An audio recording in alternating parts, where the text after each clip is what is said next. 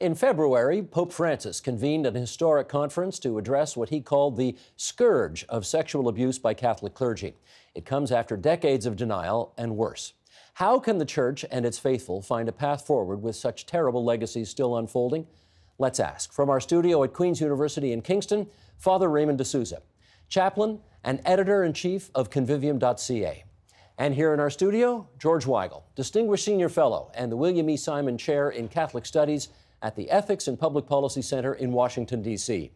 Aaron Kinsella, Director of Campus Ministry at the Newman Center at the University of Toronto, and Nada Tsonic, Spiritual Counselor and Retreat Facilitator, and we are delighted to welcome all of you here in our studio. George Weigel, it's been about, how many years since you've been here? 6.5. 6.5 years since you've been here. Father de Souza, good to have you on the line in Kingston, your first time here, and welcome back to you.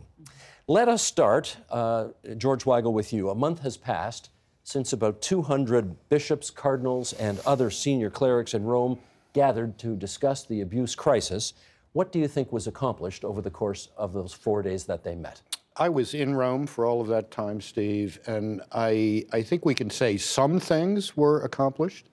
The entire world episcopate was compelled to look into this problem, to look at this problem, and recognize its gravity. Victims were heard, and that was important. A penance service was held, and that's just as important.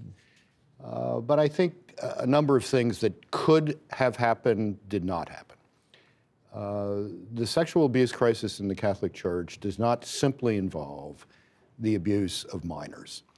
As we know from the McCarrick case, it involves abusive behavior towards seminarians, young adults, particularly young adult males. We should just say here, you're referring to the former Archbishop of Washington, Theodore McCarrick, who was defrocked. He was laicized just before the abuse summit. I don't think the general problem of clerical chastity was addressed sufficiently. I don't think a vision of chastity as the integrity of love was lifted up as it might have been. And I think there was some excessive concern about lay involvement in addressing this crisis. It is imperative that competent, orthodox, dedicated lay Catholics be engaged by bishops in helping address this crisis. Let me do a quick follow-up on McCarrick, because it is, well, you would think it would be a very big deal when the Archbishop of Washington, D.C. is laicized, as you put Correct. it, by the Church. What impact, in fact, has this decision had in your view? Well, I live in Washington, as you know, and I think it's begun some process of healing in the Archdiocese of Washington. I think it has put everyone on notice in the Church that no one of any rank, any state of life in the Church is immune to the discipline of the Church, and that's an important thing. But I think it's also largely in the rearview mirror right now. We've got ongoing issues to address here of the sort that I described, and I think we're moving forward in addressing those. Let me just make one more point. The Catholic Church is 1.3 billion people around the world. They live in vastly different cultural, legal, political situations. There is no one-size-fits-all solution to this in a legal sense. There is in a spiritual sense, and that is the recovery of fidelity and an understanding of chastity as the integrity of love. That goes across the board universally. But it's going to be up to local churches with different circumstances to come up with procedures and processes to address abuse problems that fit their particular circumstances. Here's what Pope Francis himself was quoted as having said about all this in Time magazine last month. Can we bring the quote up, Sheldon? Thank you. If in the Church there should emerge even a single case of abuse, which already in itself represents an atrocity, that case will be faced with the utmost seriousness. Indeed, in people's justified anger, the Church sees the reflection of the wrath of God betrayed and insulted by these deceitful, consecrated persons. Father de Souza, I wonder if you read Pope Francis's words as an indication that other clerics who have been found guilty of sexual abuse even if it took place a long time ago, are going to find themselves suffering the same fate as the former Archbishop of Washington? Well, in the answer, to pick up on what George was saying, is yes, in Canada and the United States and Ireland and Australia and to name English-speaking countries, accusations that come from 30, 40, 50 years ago have very severe consequences. A man can be removed permanently from ministry and in more extreme cases can be expelled from the priesthood or defrocked or laicized, as was Cardinal McCarrick. So now that's not the case everywhere in the world, but certainly in Canada today, if you had an accusation come against you from 40 years ago, it would be taken very seriously. And I think what George was getting at is that other countries around the world might have to catch up to that. I mean, Canada has been dealing with this since the late 80s, and the first protocols in Canada for this came in 1992. The significance of the Cardinal McCarrick situation is that what happened for a very long time, and this was observed by Pope Benedict, I think, in 2010, in a book interview he gave, was that the canonical penalties, that is the Church's own law, not just regarding sexual abuse, but regarding a whole raft of things, doctrine, liturgy, etc., just wasn't used. There were other ways of handling things. We now know those were not effective ways. But it was a sort of a desire to move away from law altogether. Cardinal McCarrick faced, in the importance of his case, is that from start to finish, it was an internal canonical or church procedure. There were no civil proceedings against him. And that needs to be recovered. It has been recovered. And certainly in certain parts of the church, the consequences, even for very long ago, accusations, credible accusations, are quite severe. Nada, I guess we're trying to figure out whether we're at the beginning, the middle, or the end of whatever it is that the church is going through right now. I put this statistic to you. According to the U.S. Conference of Catholic Bishops, between 1950 and 2016, nearly 6% of priests were found to be credibly guilty of sexual abuse. Mm-hmm. Does that suggest to you that there is more to come? Oh, obviously. And some of these are historical. But this notion that it's bad apples, there will always be tendencies, but the problem we've had is a culture of secrecy and impunity. And we find that in prisons and anywhere where people can get away with things and no one can talk about it, it doesn't get discovered, it doesn't get reported, and it doesn't get dealt with. So if you ever hear somebody say this is just a few bad apples in what is otherwise, as an institution, something that's holy and good, you're pushing back on that. It's a human institution, and I absolutely believe in the reality of grace and God. But humans require human teachings, human checks, and we all know in business, for instance, what a bad office culture can do. And people will behave the way they never would otherwise, against their own principles. Aaron, I gather in your work you deal with victims of sexual abuse. I wonder if they are able, in your experience, to hate the sin but love the sinner. Yeah. I think it's a difficult thing to do when you're so wounded and so hurt by something, especially in, like, I agree with some of your points, Nada, and also some of your points, George, in that it's really damaging when we do one thing in the church and we say another, or we believe one thing and we do something totally in opposition to that. So then when people have encountered this from people who should be spiritual shepherds of their souls, it's horrifying, and it can be life-destroying for people. And I think that that's one of the things that that we have a real opportunity to do now, to put in place, is actual ways of helping people who have been abused. And I think that that's started in some churches around the world, some dioceses around the world, like Canada, for example, being able to meet with people who are survivors of abuse, being able to listen, actually having those opportunities, not silencing people, and being able to provide real, concrete ways for people to access healing and help, and also being able to provide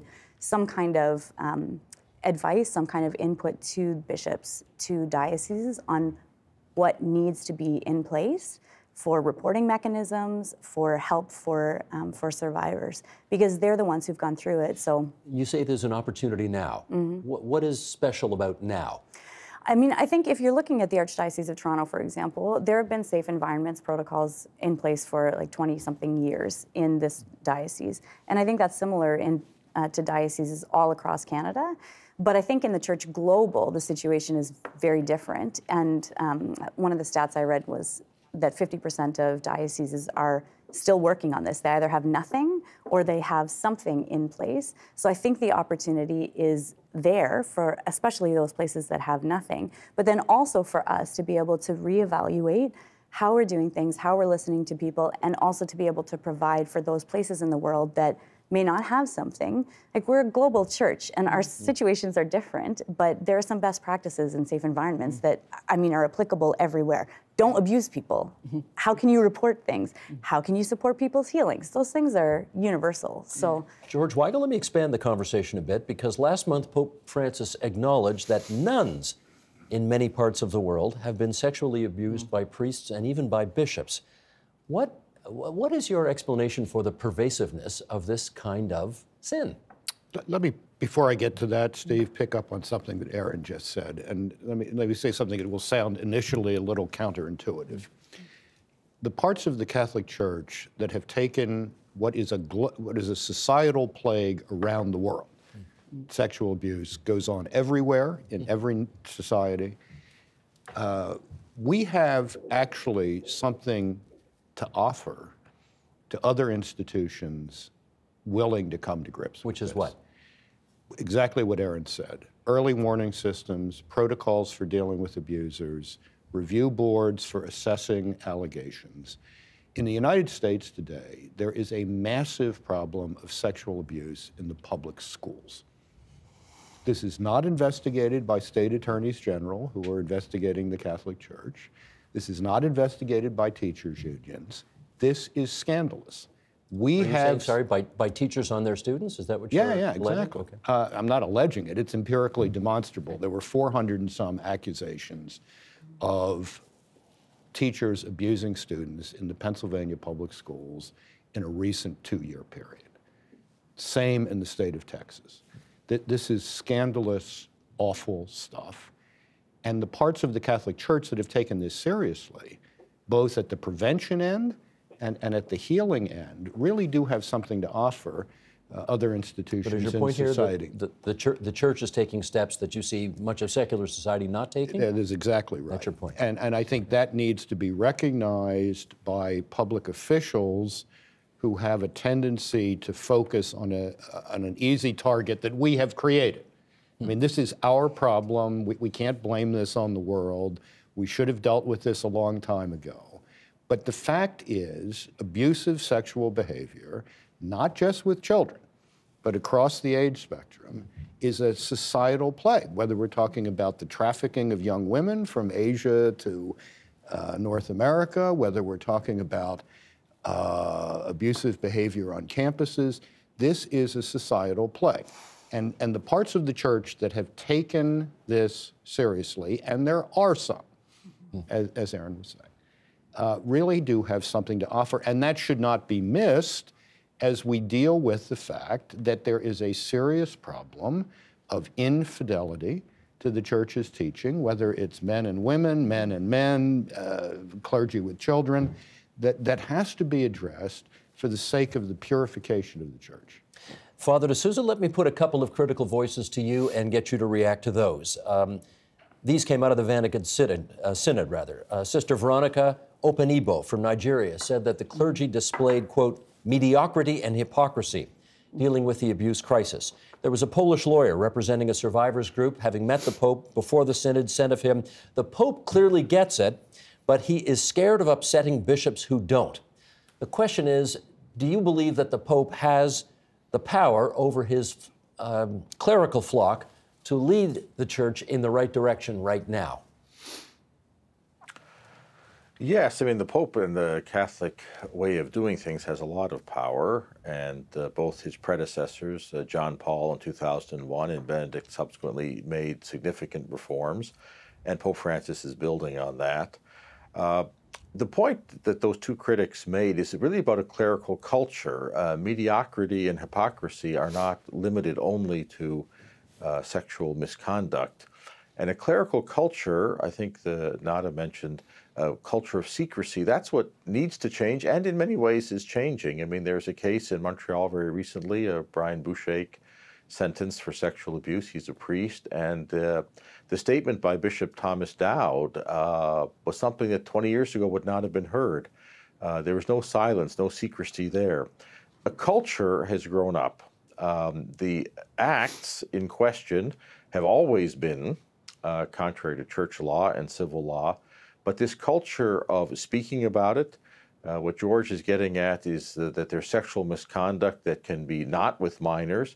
And do we speak about that? Do we have that culture of secrecy, a culture of protection? That culture takes a long time to change, but it can change, and there are places where it has changed.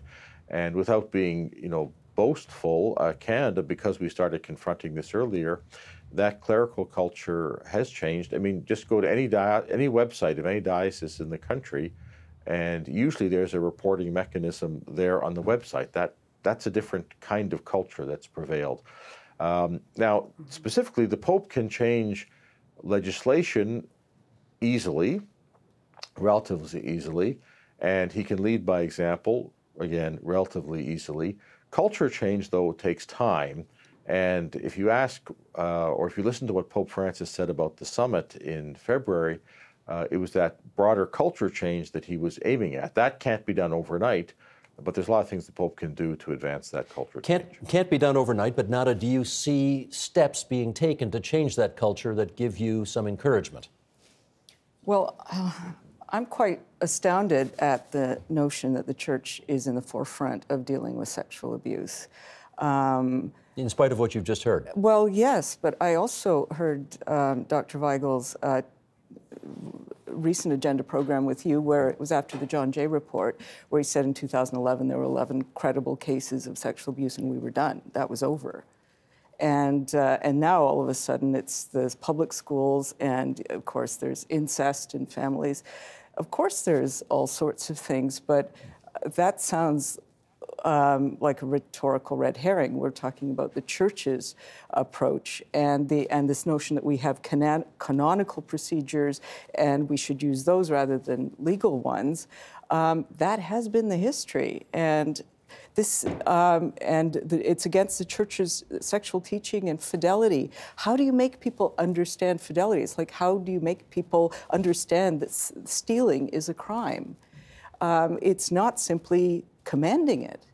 And for that, you need wisdom and knowledge about human sexuality and the conditions of power in relationships.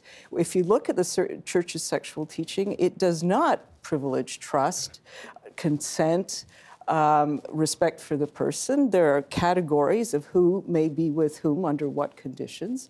That is not sophisticated enough, and it's not humane enough. And the idea that a priest abusing you is equivalent to, you could have, any other authority figure. The priest is in persona Christi, a part of the reason why people didn't speak in the past, and that is changing in some parts of the world. And the fact that it hasn't changed in other parts of the world is not because it doesn't need to, is that he's God and you're nothing. And if you look on this person with the trust that you give to God, and that's how they treat you, that's a form of spiritual abuse that is not replicated in ordinary, There may be a couple of things there that George Weigel wants to come back on. Well, this is all, of course, true. There is something particularly wicked about what is now called clericalism, meaning the abuse of the honor that Catholics give, the office of the priesthood or the office of the bishop, that compounds the wickedness of the sin. But it is not at all to give the Church a pass or even a passing grade to say that we have actually learned some things about this, that there has been massive seminary reform over the past 20 years so that you get the people who are inclined to this sort of behavior out of the formation program. I mean, I know one seminary recently where 2 men were just let go this year because they were manifesting behaviors that would not probably have been noticed 20 years ago. So to suggest that we have done too little is both true and false. There is more to be done, but there is an awful lot that has been done. Formation in chastity is important for everybody. It is very difficult to live chastity in the sexual free fire zone of the Western world today.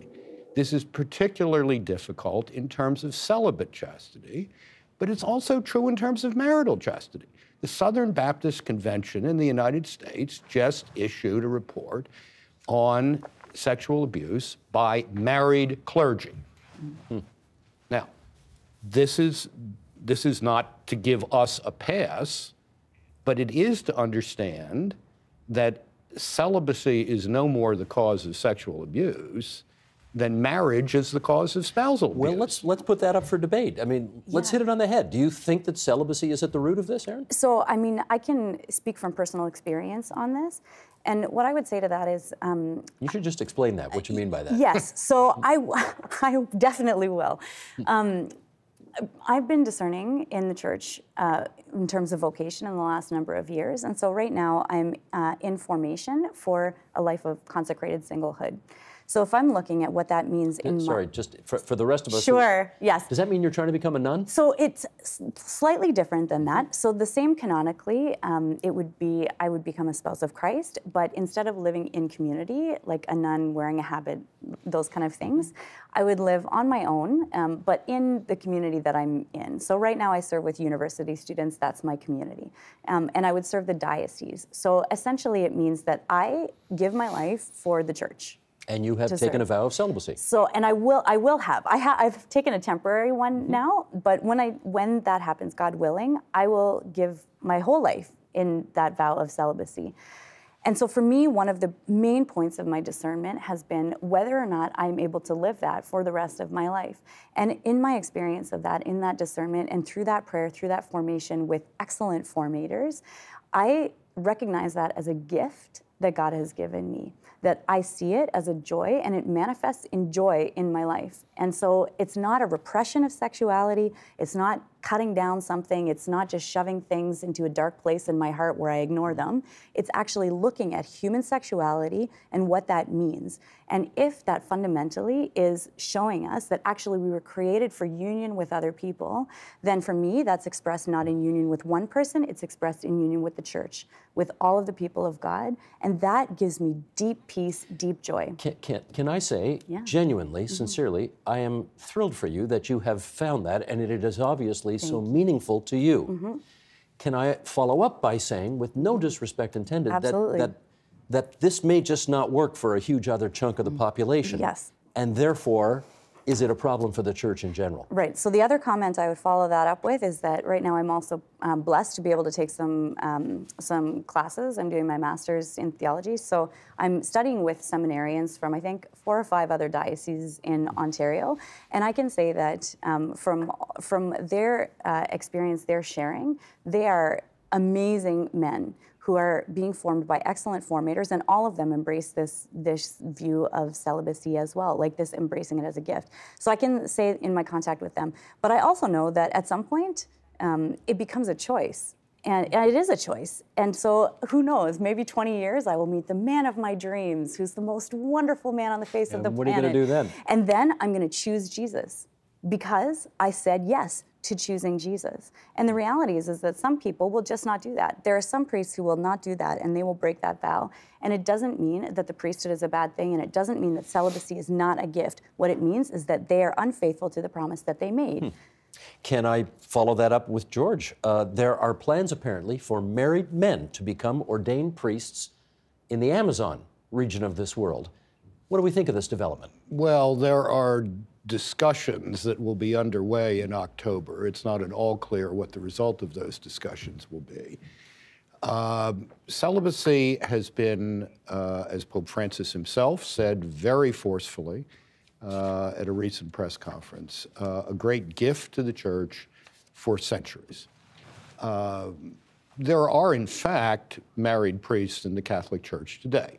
In the Eastern Rite Catholic churches, priests can marry. They can't become bishops, but they can marry. There are married priests here in Toronto at the Sheptytsky Institute at the University of St. Michael's College.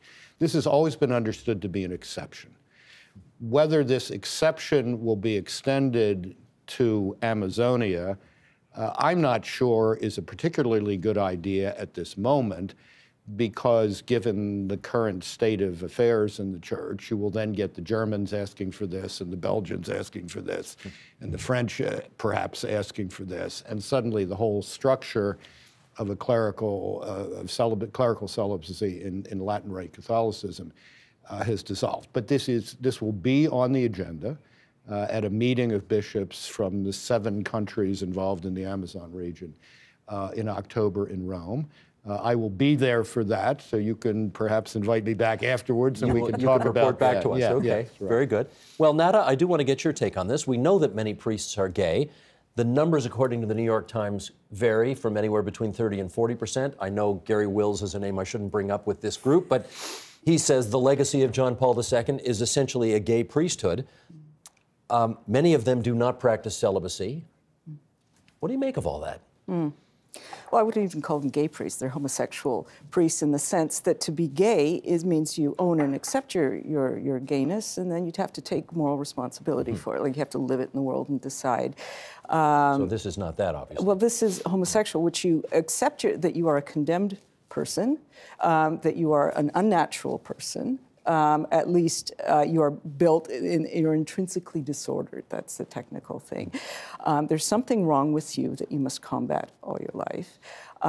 And so there's, in the priesthood, that it always goes along with a lot of secrecy, and you have to hide it. And you see then we've had some spectacular comings out of priests. But I knew it was coming to this, and part of the emphasis on seminarians and all this is to make the sexual abuse crisis a homosexual crisis, a gay crisis, and that the homophobia isn't sufficiently strict in the church. Or that they should, all homoerotic people should be completely banned. And you can't found you can't found a Christian theology on that kind of lie. But the whole sexual problem it's bigger than the church, and it's not a religious problem. It's no society has adequately dealt with the sexual problem. Well, let's get Father de Souza to weigh in on this. Would much of this problem go away, in your view, Father de Souza, if celibacy were not demanded within the church? I think I would clarify 2 different aspects of the sexual abuse crisis. One is the actual sexual abuse of minors, is what we focus on. And there doesn't seem to be any evidence that celibacy is a contributing factor, because, as we know, most of that behavior takes place by non-celibate people, mostly in families or in other married people. But I think where you can look at celibacy is that there's a certain culture in the priesthood that is promoted by celibacy, and the proper term for that is a fraternity. It's meant to be a brotherhood. But just like fraternities in secular society can become corrupted, a clerical culture, which is a good fraternal culture, can become a clericalist culture, or if you want to say like a frat boy culture. It's not exactly like that, but it can be corrupted, is my point. And that's where I think the attention on changing the culture of openness, of accountability, as a culture of what we would call in the church fraternal correction, which is when you see something, you say something about it, as opposed to a culture of cover-up or a culture of looking the other way.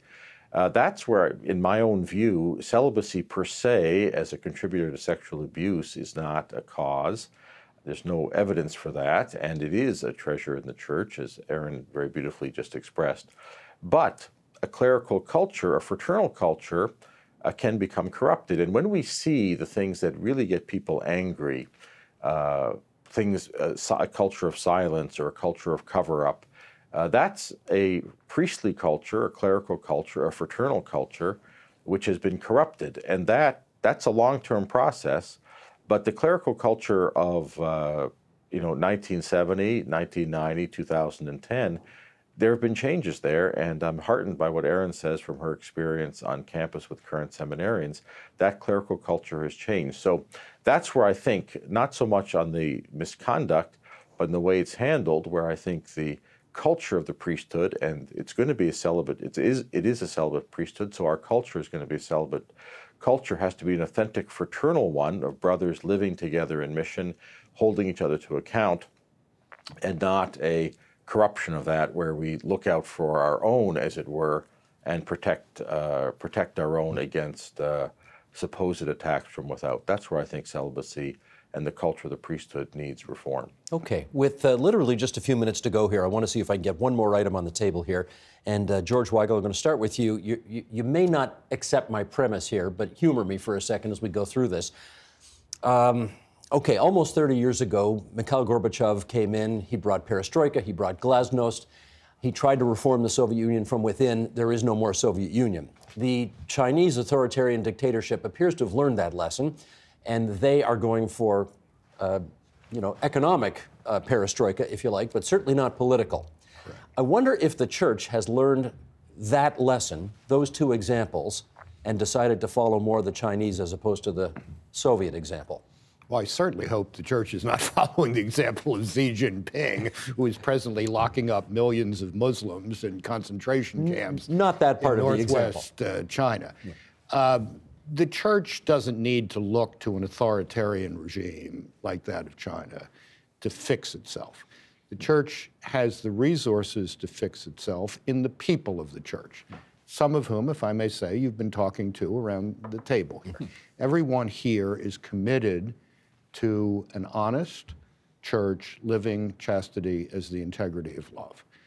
How we get to that in these present cultural circumstances, which are as challenging as any in 2,000 years of Christian history. A culture in which we now see this bizarre combination of salaciousness and Puritanism running parallel. This is really quite confused circumstance. We need a lot of conversation about. We need a lot of openness between people in different states of life in the church. We haven't talked a lot about bishops here. Bishops need to listen to lay people in terms of seminary formation, in terms of the discipline of clergy, and in terms of handling these problems. Lay people see things that clergy do not. And that has to be part of the process here, although the bishop is ultimately the responsible party. And I think that's one of the good things that came out of the February summit. At least from an American point of view, from a US point of view, the bishops of the United States got a green light to bring lay people into the process of assessing allegations of misgovernance by bishops. That's an important step forward. In our last half minute here, how confident are you that that process is going to take you, if I can use this analogy, to the promised land? Well, the church at any point let's put it this way, the church has no right to exist except as an institution dedicated to Jesus Christ. And at any point, it could do what Jesus Christ did, and that is accept personal risk and institutional risk.